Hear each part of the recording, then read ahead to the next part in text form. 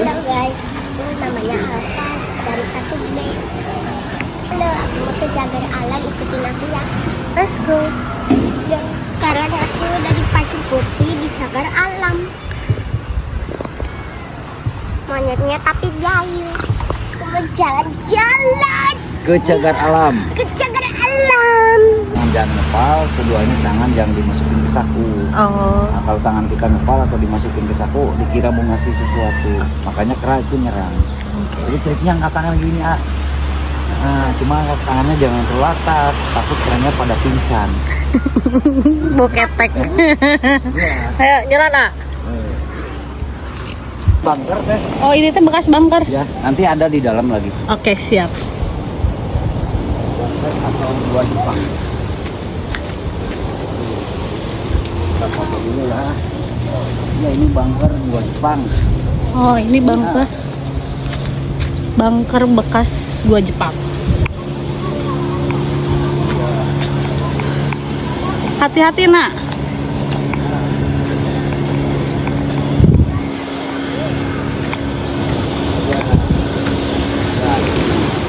Jadi besok misalkan yang kelompok sini main ke arah dalam itu saling serah, Oh. punya wilayah masing-masing, semuanya 7 kelompok. Nah ini rajanya yang gede nih. Oh ini rajanya. Jadi punya kelompok masing-masing. Itu yang masih bayi bu. Ini lagi netein ay. Iya tuh masih ini merah. Tuh. Kalau masih merah teh masih bayi. Iya masih bayi. Jadi belum bisa dilepas. Jadi kalau juga dilepas tetap diawasi. Takutnya ada yang ngambil. Ini kalau dijailin nyerang semua bu. Nyerang semua karena takut diambil anaknya. Itu kebetulan di sana ada ibu susi di laut. Nah ini ada bunker atau gua Jepang. Nah ini lihat dulu di sini. Nah cuma bunker ini buatan bukan asli. Yang bikin orang-orang kita waktu kerja paksa, dan fungsinya ini untuk mengintai musuh lewat lautan. Jadi musuh itu tidak lewat daratan aja. Cuma ini ada satu ruangan kamar aja, cuma nggak bisa masuk buntu. Tuh masih bayinya banyak. Kalau yang betina dia banyak kumisnya bu, jadi kebalik dengan yang jantan. Kalau yang jantan beda. Nah kalau mereka sakit ini nah nggak bawa makanan, dia tahu dia juga cuek tuh. Cuek. Cuy ngapain ay? Kami anu aralis nama, kalau ada anak kecil yang lari dia ikut ngejar. Karena dikira ingin main bersama. Aliran sungainya Sungai Cikamal ini. Tetap ujung-ujungnya ke laut. Oh ujungnya ke laut, oke. Nah itu juga dikasih akses jembatan bu. Misalkan karena air kan pasang dan surut ya. Misalkan yang dari pintu mau ke Pasir Putih, terus air ini lagi pasang kebetulan. Ini satu pinggang bu di sini. Makanya dikasih akses jembatan. Cuma kita muter dulu ke dalam. Tetap ujung-ujungnya kita ke sini. Air tawar. Mana air tawarnya yang mana? Ini. Air lautnya yang mana? Air laut di sana. Mau ke bawah. Bapak mau ke bawah. Aman.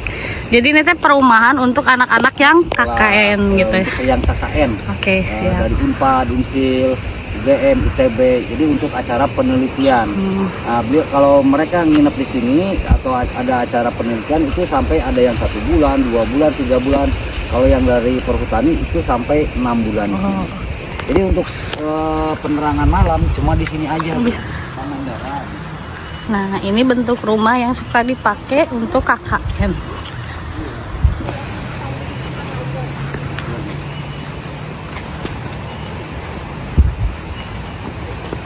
Nah itu pohon yang berbuah itu namanya ini buah kiara. Ini tadinya makanan buat mereka bu, buat kera. Banyak di sini pepohonan yang berbuah seperti pisitan monyet itu seperti lengkeng buahnya, cuma nggak bisa dikonsumsi. Nah tetapi karena tadinya kebiasaan pengunjung ngasih makan, jadi apa yang ada di sini jadi mereka nggak suka, jadi udah ketergantungan. Makanya kalau tidak ada pendamping biasanya nyerang juga. Jadi seperti itu. Nanti di dalam lagi. Namanya burung apa Pak itu? Burung rangkong. Burung rangkong. Kami orang Sunda mah Pangandaran khususnya bilang apa kang kareng. Nah, kalau nasional kan burung rangkong. Oke. Ada semutnya. Untuk taman wisata ini yang punya kewenangan itu Perhutani dengan BKSDA, Bu. Jadi walaupun ini banyak pohon yang tumbang, ini tidak boleh dipergunakan walaupun itu petugasnya sendiri.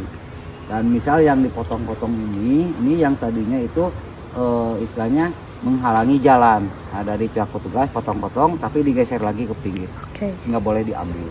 Oke. Ini pohon apa Pak?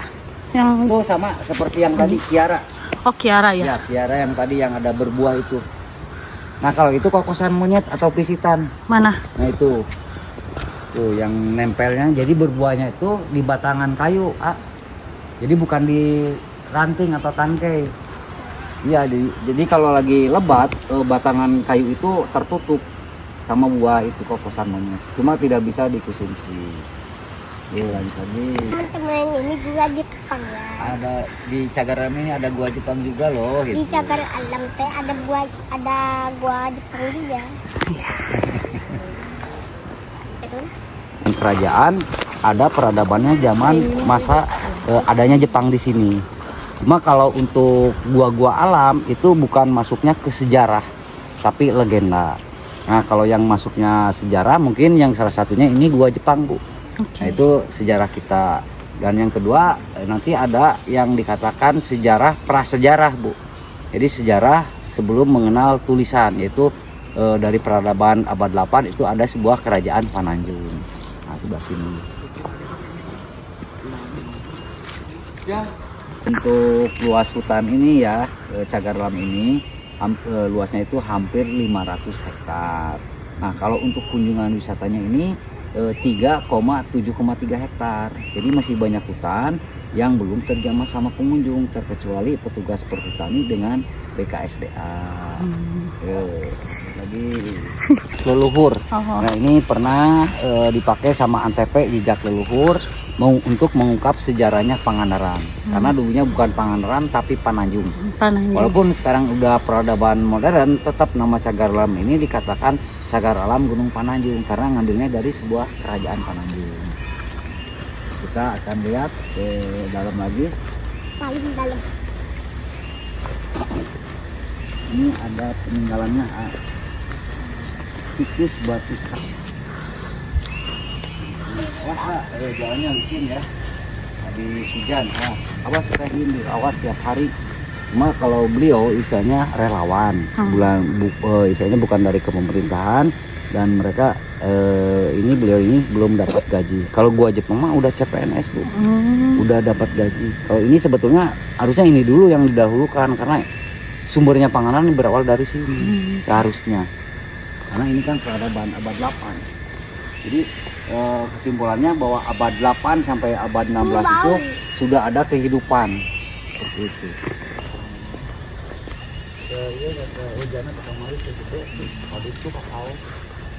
Nah, ini Bu, untuk candi-candinya yang masih terkubur di kedalaman 2 sampai 4 meter. Jadi yang kita injak ini di kedalaman 2 sampai 4 meter ini masih ada bangunan ke bawah.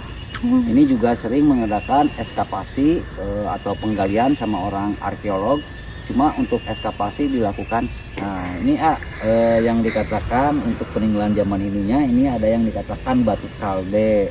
Cuma sebutan batu kalde ini ngambil dari bahasa Sunda kuno atau Sunda Buhun yang artian itu yang dikatakan batu kaldenya itu arca sapi. Jadi sapi itu tunggangannya Dewa Siwa. Nah, itu.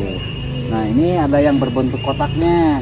Nah, kalau ini nanti kalau udah besar, ini ada mungkin nanti kalau udah sekolah SMP atau SMK ya, pelajarannya ada megalitikum, seperti ada menhir, dolmen, punden, lingga yoni. Cuma di sini ada lingga yoninya aja, lingganya ini belum ditemukan karena masih diperkirakan masih tertanam.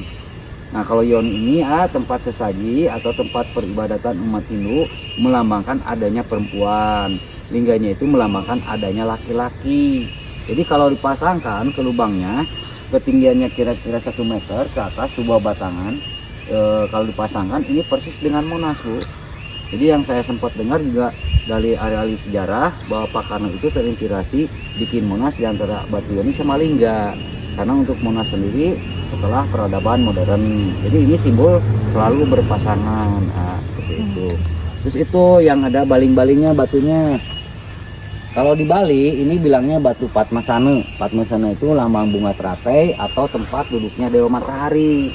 Terus ini ada kedua makom. Nah, jadi kenapa di Kerajaan Hindu Pananjung ada makom? Jadi beliau ini salah satu orang pertama kali yang memasuki agama Islam. Karena sebelumnya masyarakat Pangandaran itu menganut agama Hindu dulu dari kerajaan ini, Kerajaan Pananjung. Nah, kebetulan di sini ada karuhunnya orang Sumedang yaitu Eyang Kiterong Peot, yang sebelah sana Mbah Nurbaen. Jadi beliau di sini sebagai petinggi atau penasihat kerajaan yang diislamkan sama Syekh Ahmad dan Syekh Muhammad. Penyebar agama Islamnya yang dipakai shootingnya Malampir nanti di Gua Alam itu lagi. Nah, itu sedikit Ibu tentang sejarah silsilah kerajaan Pananjung. Kalau nama Pangandaran itu setelah peradaban modern, Bu, ngambilnya dari 2 bahasa, Jawa sama Sunda. Pangan sama andar-andar. Pangan itu makanan, andar-andarnya itu pendatang atau tempat bersandarnya para pendatang. Contoh besarnya di sini seperti misalnya contoh Ibu sekarang nginep di Hotel Grand Palma atau Horizon, boleh tanyakan ke petugasnya, ini kepunyaan siapa aslinya. Oke. Itu orang kebanyakan orang Tasik, Jakarta, Bogor, Bandung, bahkan orang-orang mancanegara punya tempat di sini. Oh. Walaupun dulu aslinya. Guys, aku mau minum dulu ya kelapa muda. Enak.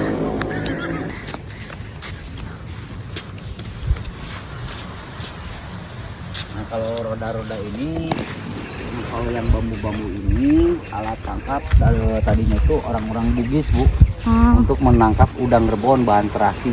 Makanya kalau terasi Pangandaran itu asli dari udang rebon. Kalau yang di sebelah kirinya ini ada budidaya ikan kerapu sama ikan tongkol.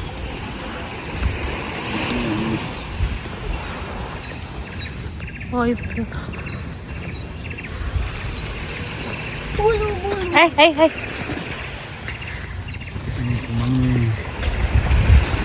Kecil tuh. Oh, yang kayak gini. Nanti di ini kalau mau ngambil di ini ditaruh di apa aqua kecil Lagi ngapain, Nak? Ini nih, Nyari apa itu teh? nggak tahu bajunya ada apa. Kumang. Kumang. Di rumah kan ada kumang mah. Iya, tapi ini asli dari pantainya tuh kecil-kecil ay. Oh, Ini yang terakhir ada gua apa namanya? ini gua panggung yang pernah dipakai syutingnya Kian Santang Dharma. Malampir juga sebagian lokasinya di sini cuma yang di layar kaca Antv. Kalau yang layar lebar di sebelahnya sih. Di sini juga terdapat makom, itu cuma ini bukan makam karena untuk antara bahasa makom dengan makam itu beda. Kalau makam itu ada jasadnya, kalau makom itu patirasan atau simbolis. Di sini terdapat makomnya Eyang Tiga Gelautan, beliau putra angkatnya dari Ibu Ratu Nyeroro Kidul. Nah, ini untuk guanya, gua panggung.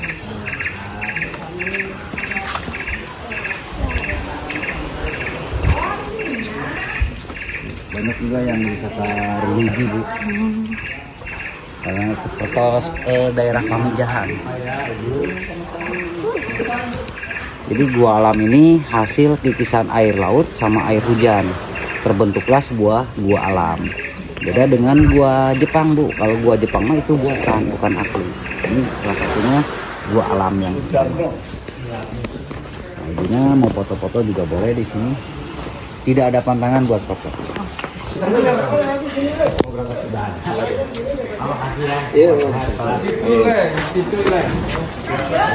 Alam. saat ini aku ada di Pulau Minggu. Gua alam. Gua alam. Seperti kerak bumi lah seperti itu. Jadi kenapa disebut gua panggung ya Bu ya? Di sini ada anak tangganya. Nah kalau tangganya itu asli dari bebatuan, asli terbentuk alami. Kalau buat pegangan itu dibikin Bu sengaja, karena orang kalau lagi atau pengunjung lagi berdesakan atau penuh berpapasan, orang nggak jatuh kiri atau kanan. Gitu. Oh, itu Ini kuburannya. dipotong.